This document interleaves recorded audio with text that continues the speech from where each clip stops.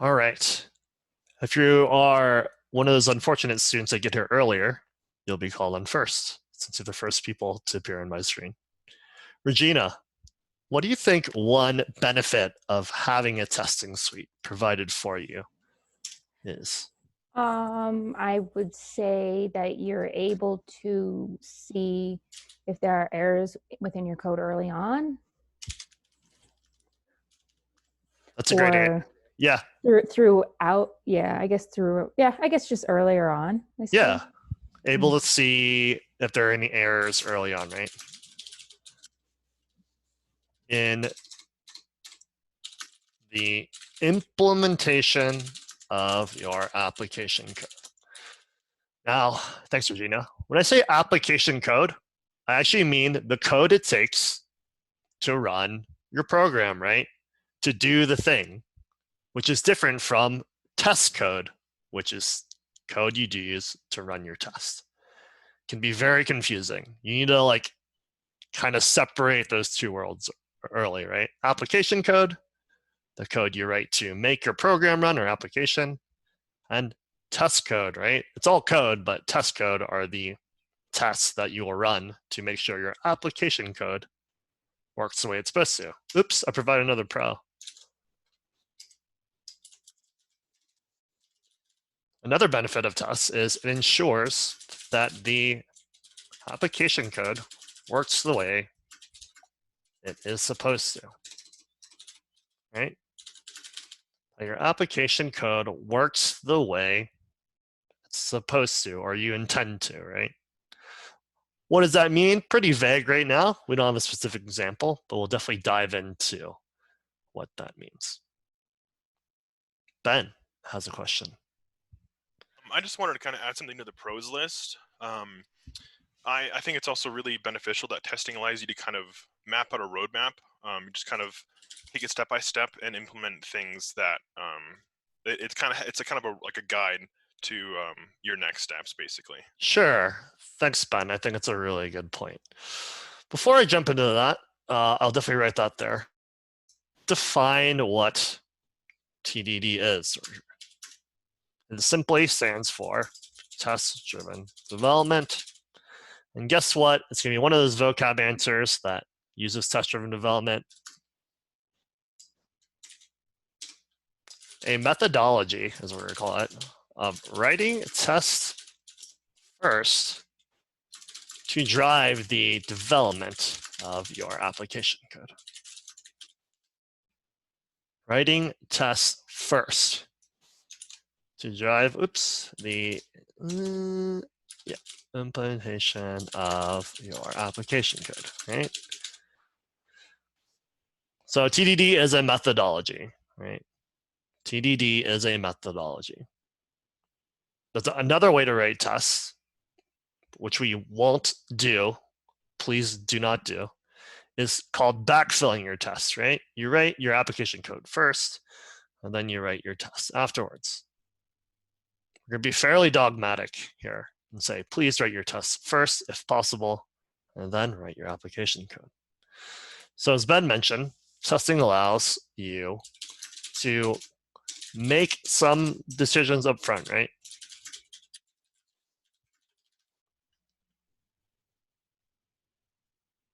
It makes you make some decisions up front, but the simple nature of you're writing the test first. You're like, I expect my application code to behave this way in a certain way. So testing allows you to make some decisions up front. Forces you.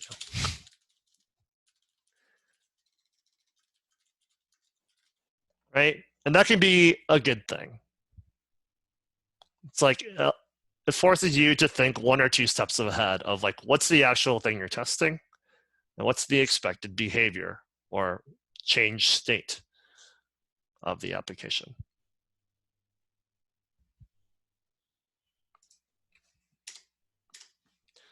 Pretty much with all things in life and programming, there's a trade-off. There are pros and there are cons. Olivia, what's a possible con or drawback of having to write your own test? or writing tests in general? They could take a lot of time. Yeah, it takes a lot of time, right? Let's just say more time. As you write more tests and you get familiar of writing tests, it will take less time, but it still takes more time than writing just the application code, theoretically. It takes more time. From a business perspective, why do you think writing tests could be a con for your business? Let's say you're a startup and you're like trying to go do stuff and like write features. Let's say you're making the next like Facebook for dogs.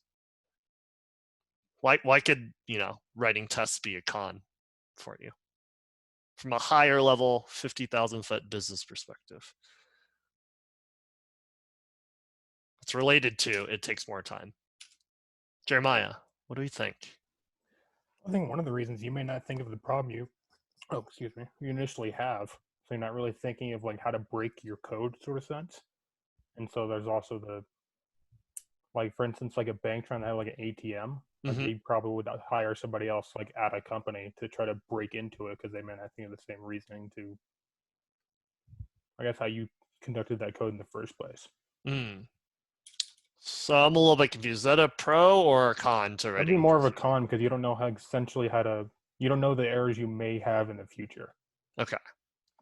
We'll get back to that. I think that might be more in the edge case vocab, but I like that. It's good to think about how people might break your application, right? How people might break your app. Doug, what do we think? Why would maybe writing tests be bad for the business that we're running? Time is money, and money is not an infinite resource. Right. Along those lines, right? Time is money. Any time spent not pushing out like new features, like loses the business money essentially, right? It's a race. We have $1 million in runway, and the more time we spend writing tests, the less time we spend like acquiring new customers, writing new features, making the new cool feature on Facebook for dogs, right? So there's a direct business cost to writing tests sometimes, right? We may not see that as developers because tests ensures that the application code works the way it's supposed to, right? And that might save us time in the end, but other people may not see that way. Other stakeholders. If I was the CEO of a company, I'd be like, and I'm like, hey, what you up to, Doug? He's like, I'm just trying some tests. What the fuck is this guy writing all these tests? We need to make some money. So from a business perspective, writing tests may lose your business money. Okay. One other pro I want to mention is if you happen to open the testing file that you're running, tests provide accurate documentation of what is going on in your application. Might have a test named, I don't know. I'm trying to think of what you actually do mods are. Let's say it was a Facebook for dogs. Like you can add a comment to someone's post or something like that, right? Test that. You can create a new account. Test that you can log in successfully. Let's say those are the name of the test. Without having to look at the actual code itself, I could be like, oh yeah, this is what this application is doing, right? Just by the name of the test. So tests also provide documentation of what is going on. I'm going to get rid of the accurate. Depends how the tests are written, right? Tests provide documentation of what is going on in the application. That way you don't have to sift through every method and every line of code to figure out what's going on in a high level. So TDD stands for test-driven development, a methodology of writing tests first to drive the implementation of your code. And here are some pros and cons. Here are some pros and cons. Any question on what TDD stands for? Pros and cons.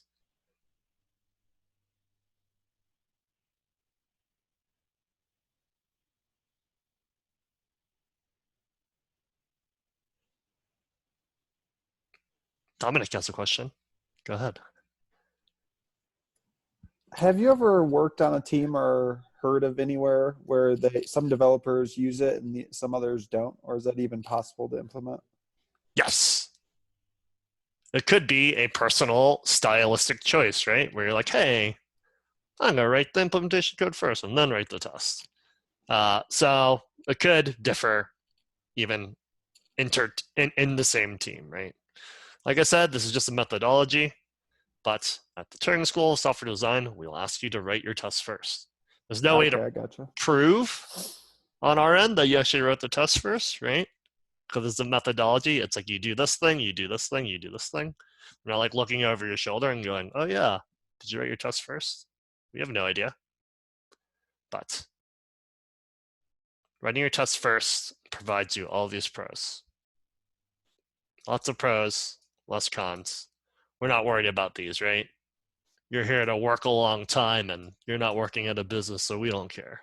No cons for us as students here. Regina, go ahead. Although, couldn't it end up costing you more if you're not testing along the way, because you're going to end up having problems or miss a lot, and then you end up having going back, right? Exactly. Can it like end up costing you more in the end? Yeah. Exactly. The idea behind that is measure twice, cut once, right? If you make an error now, it could cost your company money in the future. Or sometimes can't, like, I don't know, won't you have to go back and almost redo certain things, a whole pieces of code too, if it's not like fitting in? Totally. If you don't have tests to ensure the behavior of the application code, you might have to do a complete rewrite of a class, of an entire application, of a payment system method, right? If there aren't good tests to ensure it works the way it's supposed to, as you expect, you could end up costing the company more money, right? It's a good point, Regina. All right. One last hand up, and then we're going to move on.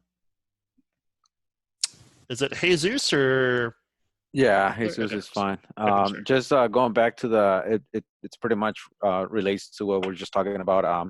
That last mod, there was this example they were using about this company that had a payment button and it was working and everything, and they hired someone to come in and just do like a little update and stuff, and they were not testing. So like every time the customer will hit pay, it will show up on their end as like, oh yeah, I paid and everything, but the company was not receiving any money. So like they literally broke the whole payment method, and that's actually a real life example of how testing needs to get done, and it's very, very important. Otherwise, you're gonna cause the company a lot of money. So anyway, I just wanted to share that. Especially something on payments, right?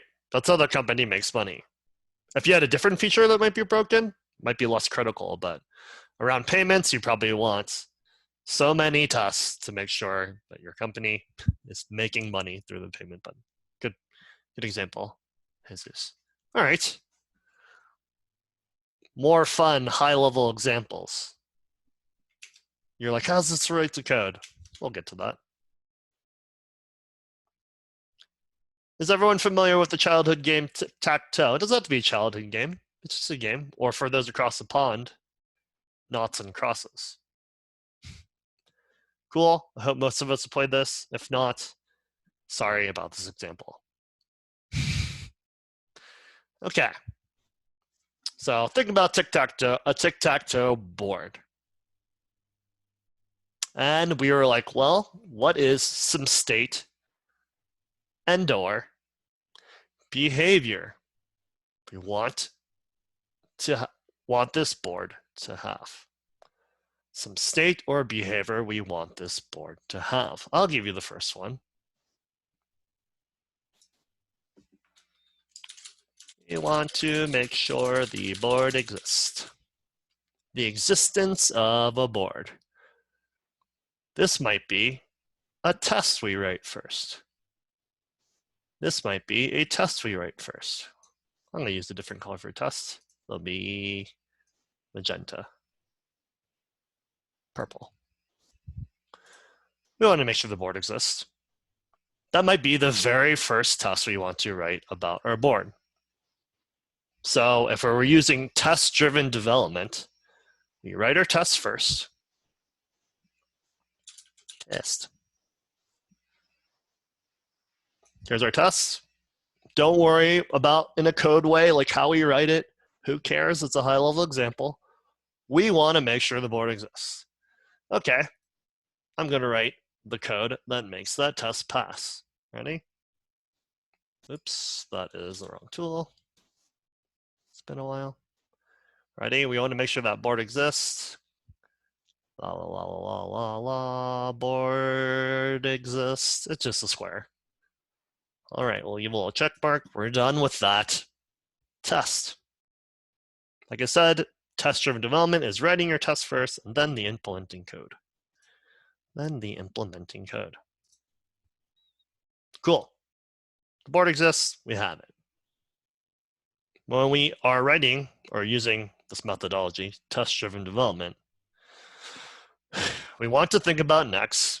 What is the next behavior or state we want to test to add some value to the board class, right? Jennifer, fun fact. Jennifer Brapson? I already know where this is going. I taught her brother last inning, so I get the entire fam. Jennifer, go ahead. I have really big shoes to fill, so I'm sorry to disappoint you. You'd want to make sure the grid exists on the board. Yeah, the grid, right? Like, is there a grid on the board? Great, Jennifer. That is probably the next thing we want to do to add like more behavior or value to our board class. So I'm gonna use some liberties here and say, like, make sure the board has 9 spaces. Oops, I hate when this happens. Yeah, okay. I like that. Thank you, Jennifer. All right, we've written our test. Now we need to write the implementing code to make that test pass. Ready? Wow. If only programming was this easy sometimes. Ta-da! The board is 9 empty spaces. Thank you, Jennifer. All right, that test passed. Great. Wrote the implementing code.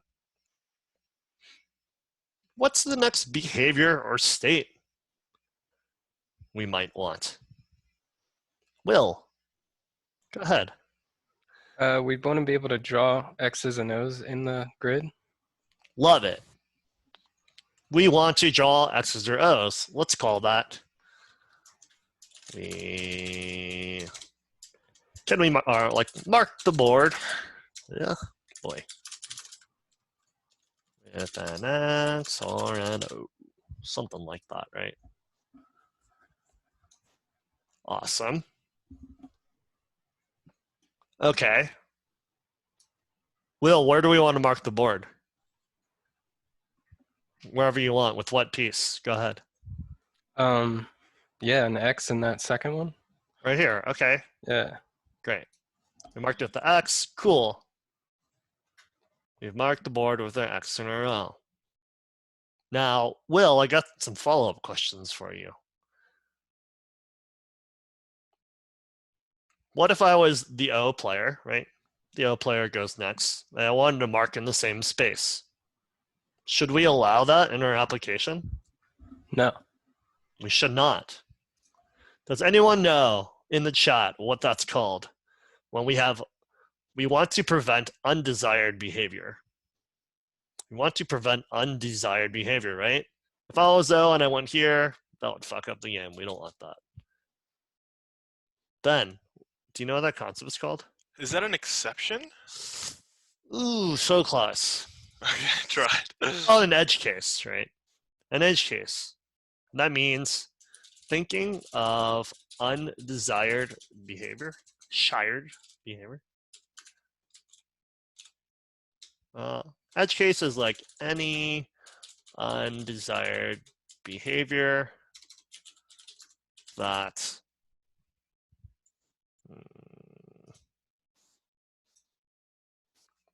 is not typical is what we'll call it, right?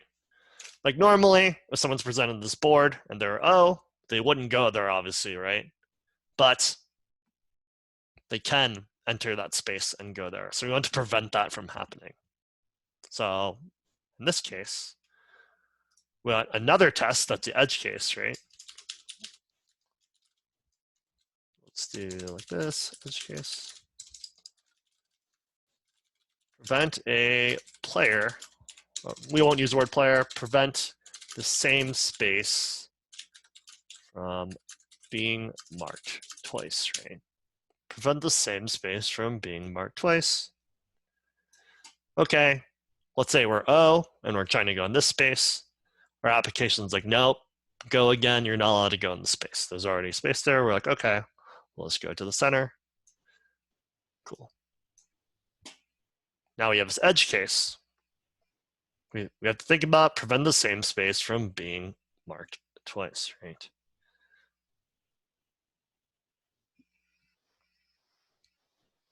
Edge cases are important to think about. Here's an example that someone used earlier. We have ATM.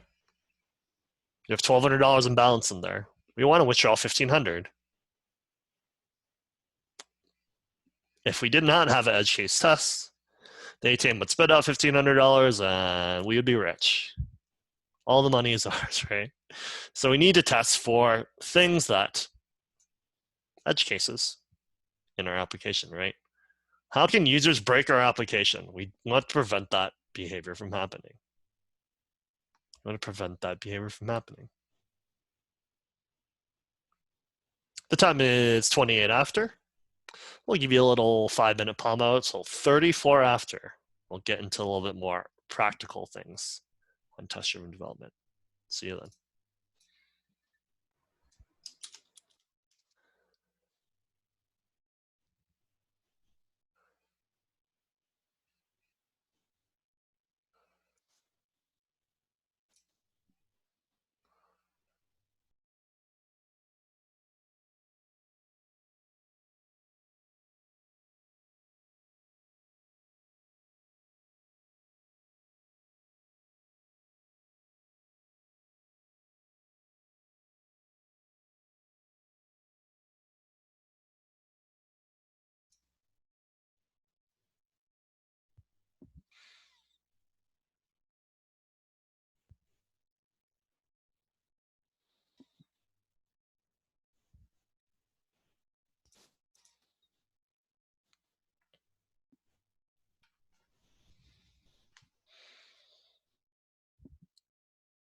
Okay, welcome back. I've filled in some more definitions and vocab here. I changed the edge case definition to a situation that does not occur often, right? Maybe 1 out of 100 times or 1 out of 1,000 times the situation occurs, but we need to factor in when we're writing our code so it doesn't break our application. A test, ensure that one small piece of our code works the way it's expected.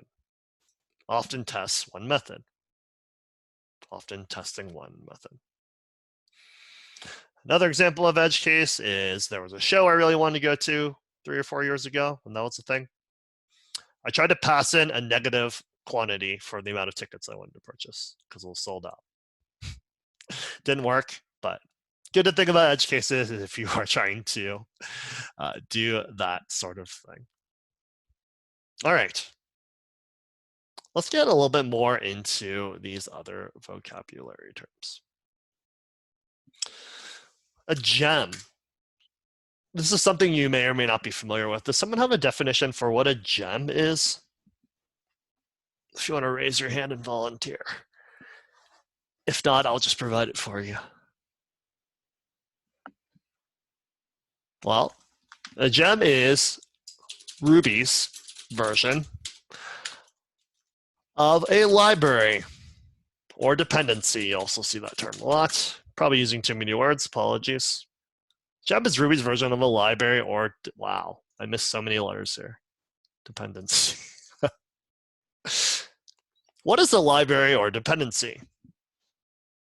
Simply, it is code that someone else wrote that we rely on.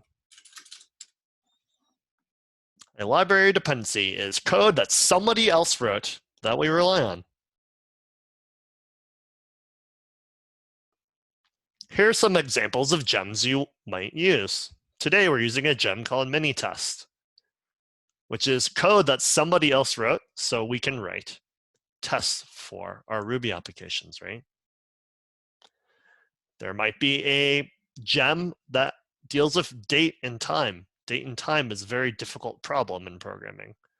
It might be code that somebody else wrote that we rely on to solve our date and time problems easier.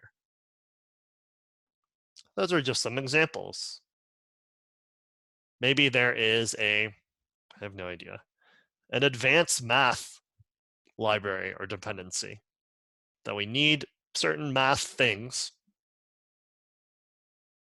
That's code that somebody else wrote that we rely on for application to run, right?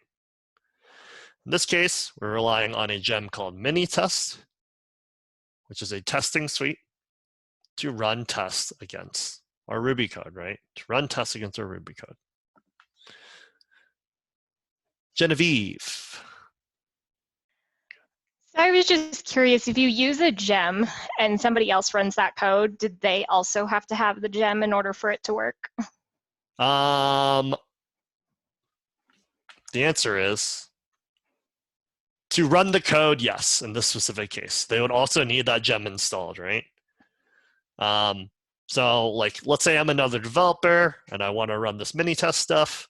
I'm going to need that gem installed on my computer, right? I need that gem installed on my computer. Great question. All right.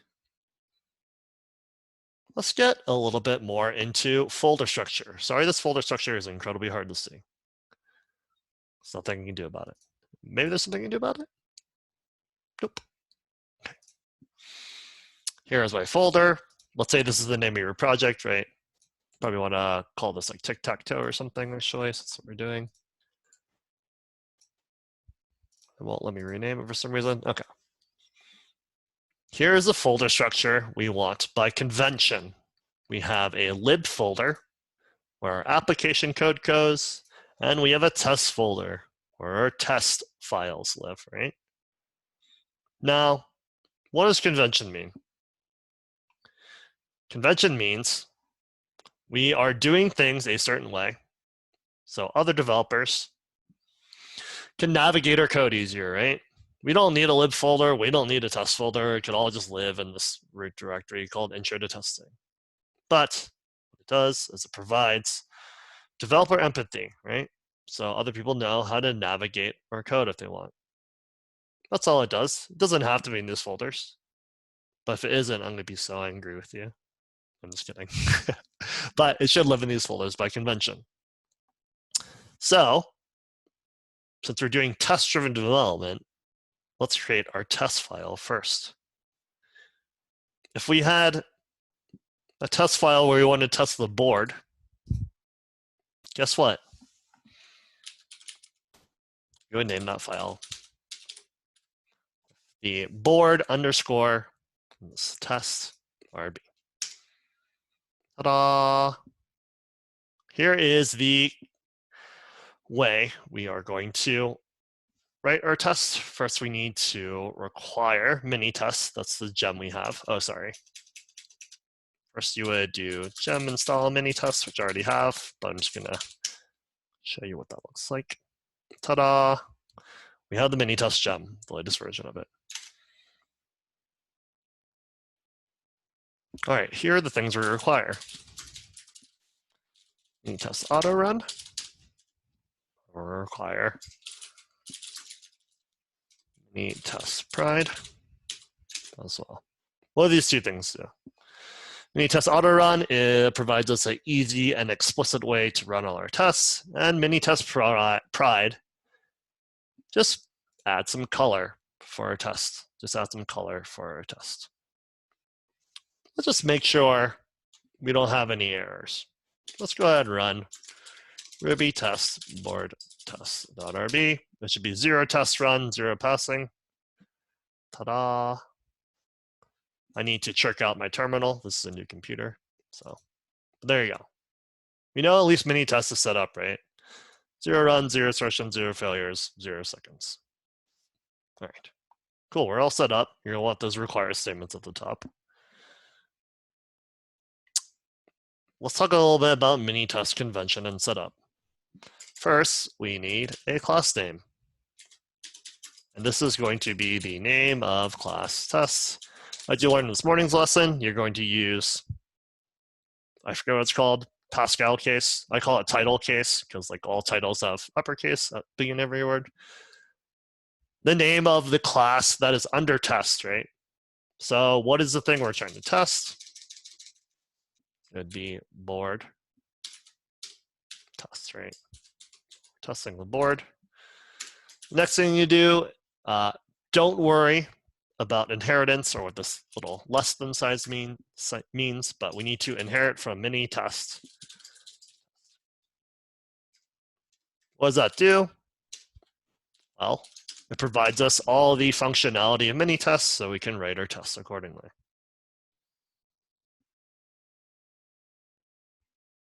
Okay. Actually, yeah, let's do a board test. Let's do a different example. Let's say we were testing a calculator class. We'll call it calculator class, even though they called this board test, ignore that for now. This is just an example. Calculator test is testing mini tests, basically. To write our test, no joke, I spent 3 hours not understanding why my test wouldn't run. First, you do def, like you're defining a method. When you have a test, it needs to have the first word test here. Otherwise, mini test has no idea that that's a test that needs to be run. If you do not have tests here, the test won't run. I literally spent 3 hours like, why isn't this test running or why isn't it appearing? It needs to have the test prefix here. Test, and then the thing that we are trying to test. So let's say we are trying to test calculator class that adds two numbers together. That's the exact thing we're trying to test. So we do test the name of the method. So probably like add, like returns the more specific you can be with your test name, the better. Why is that? Because when you run your test and it fails, it will have this description here of what test fails and what test pass. So to know what test fails, be as descriptive as possible. Convention is test, otherwise it won't run. The name of method that you're trying to test. And maybe the thing it does, like returns the sum or something like that.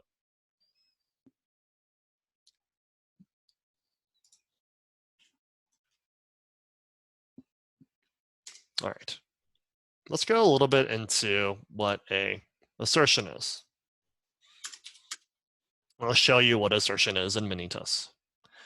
Assertion is we expect the result from running the code. Let's say, sorry.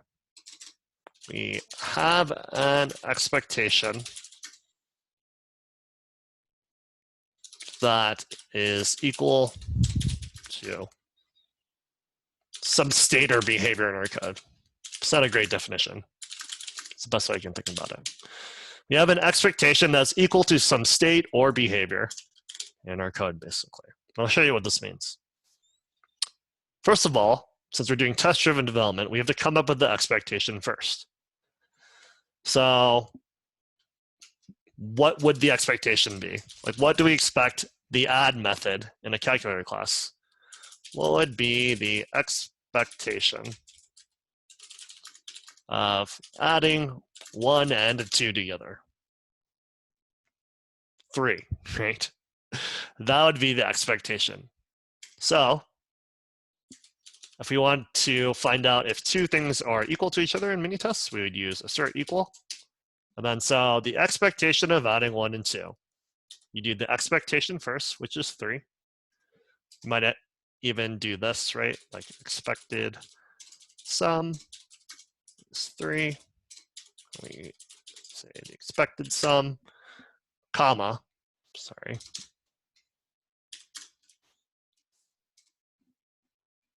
The second value is the actual value. What does the actual value mean? Well, if we had like a calculator class, let's do this. It doesn't actually exist, right? So I'm going to need you to use your imagination for a little bit. Class.new, I think. Sorry, it's been a few weeks since I've written Ruby. Like that, like that, like that. Okay. And then we say like the sum is going to be calculator adding two values like 1 and 2 or something like that, right? We set the expected sum to be the sum. And then we would run our test to see if that works. Assert equal is one of many different assertions available to us in mini tests, but it's going to be the main one that you use. Like 90% of your tests are going to be assert equal. And then remember, the convention is the expected sum, which is 3, right? We add two numbers, we expect it to be 3. And then the sum, which is the result of running this method on this object calculator, right?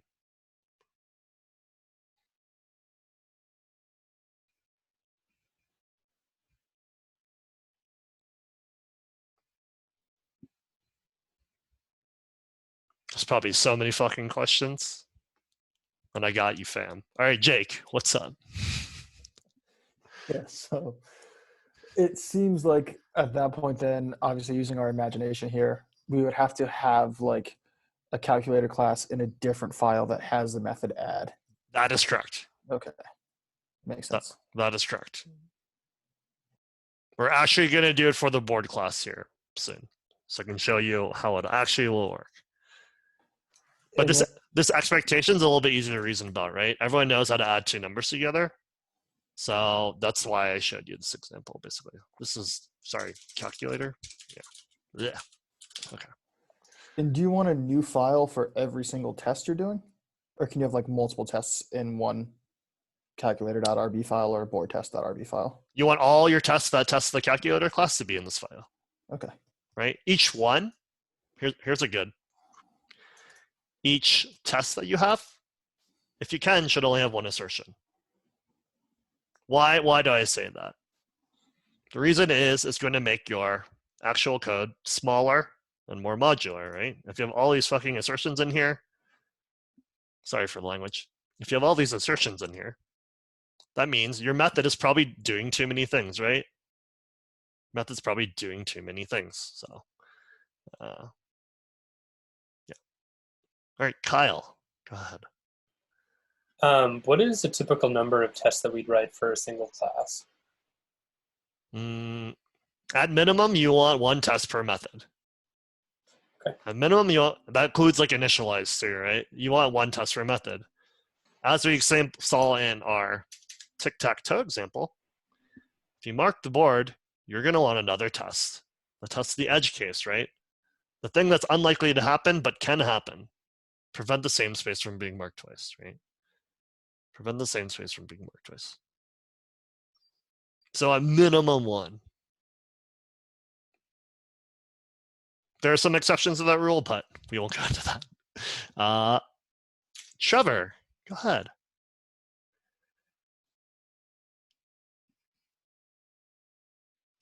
Trevor, go ahead if you have a question. You're currently muted.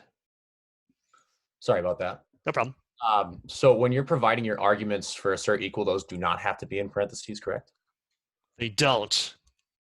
So I'm going to use a term. You probably heard a lot. This is Ruby's way of like having syntactic sugar. Syntactic sugar. Hate that term. Basically, it's like Ruby's way of saying, hey, you don't need parentheses here if you don't want. You don't need them here if you don't want. If you had parentheses, it would still work. If you don't have parentheses here, guess what? It still works. Got it.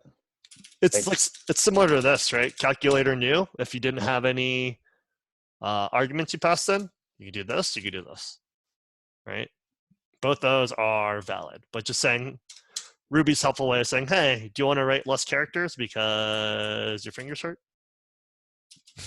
then here you go. I am a fan of parentheses, but doesn't matter. Doesn't matter. That was a great question. All right, I'll take one more question. We'll hop into a real example in our board class. And I promise you'll get some practice tomorrow. Let's go Alexa.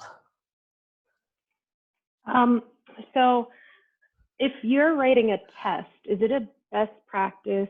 So say where you have sum equals calculator add, and you typed in 1, 2. What if you're calculating something from a different class, like your homework class?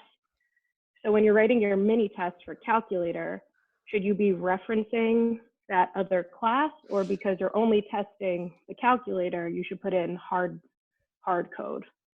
Sure. I'm gonna like zoom back like 3 levels here. So if you remember Mike's lesson on Monday about abstraction, right? About abstraction.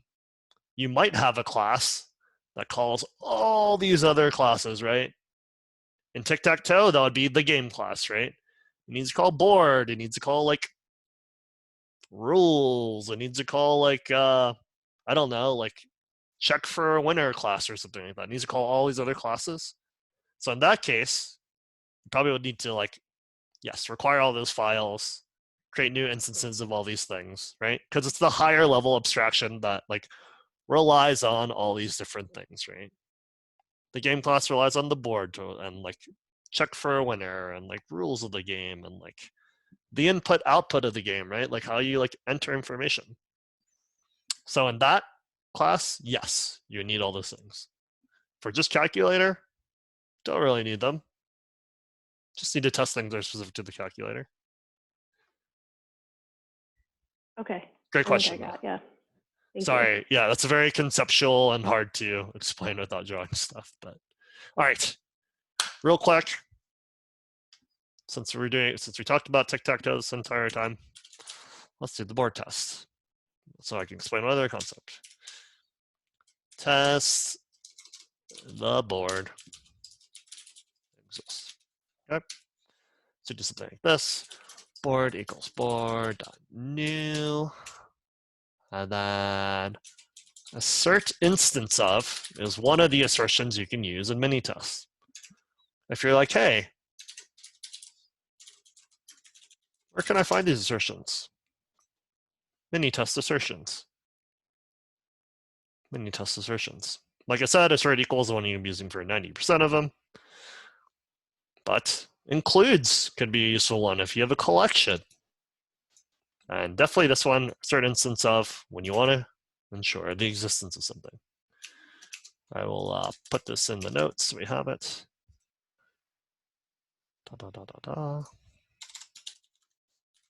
Neat test documentation. There we go. All right. Oh boy, we got 6 minutes. Test the board exists. Board is board new, assert instance of, let's see, board.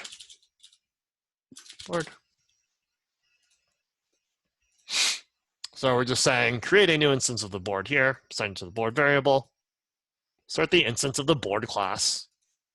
Is this instance right here, the board, right? Okay. Now we've written our test, so guess what? We will run our test.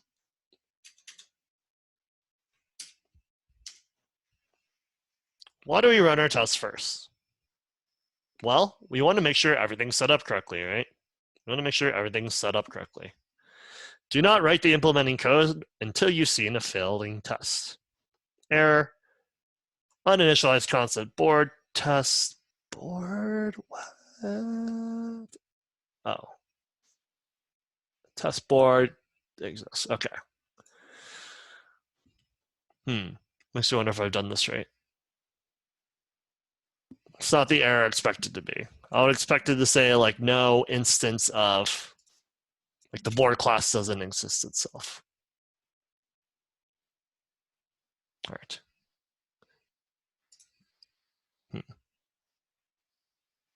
Anyways, we'll get into that a little bit more tomorrow. But anyways, it's first important to see that the test fails, right?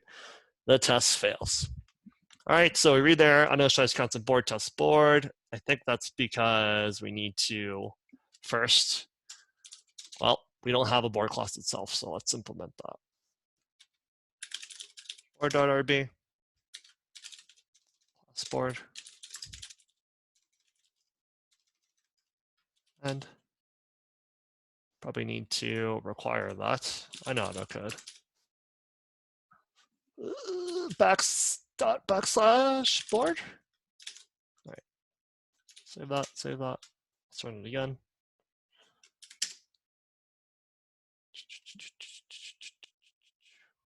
Okay. Let's got some board test board. Board test board. Not sure I gave that error. Anyways. I think it might You be gotta add the dot lib. /lib/board. Yeah, you gotta add lib. Ew. I promised someone to pay me to do development for 5 years of my life.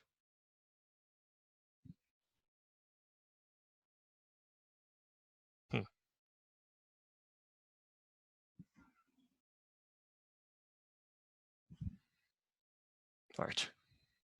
Sorry for the error there. I'll definitely figure it out though, but not right now. Oh boy.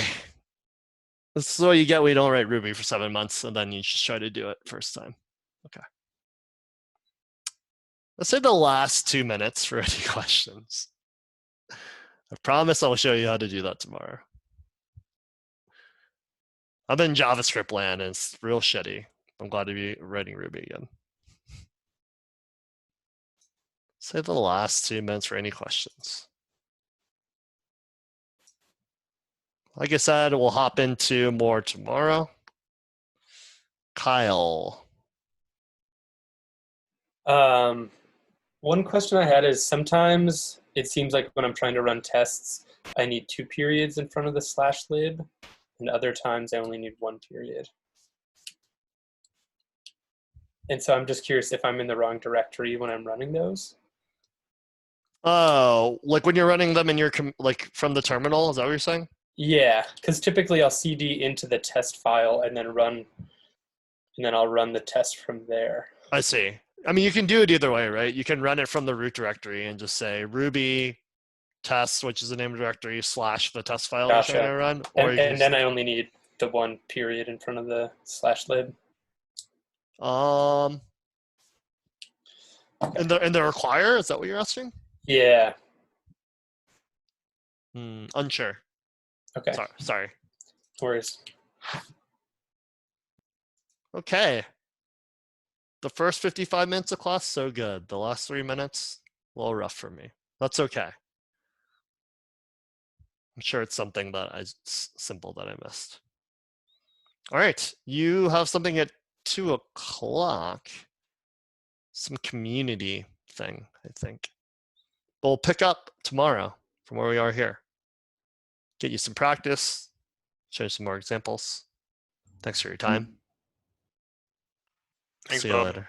Thank you. I'm going to wave aggressively till you leave.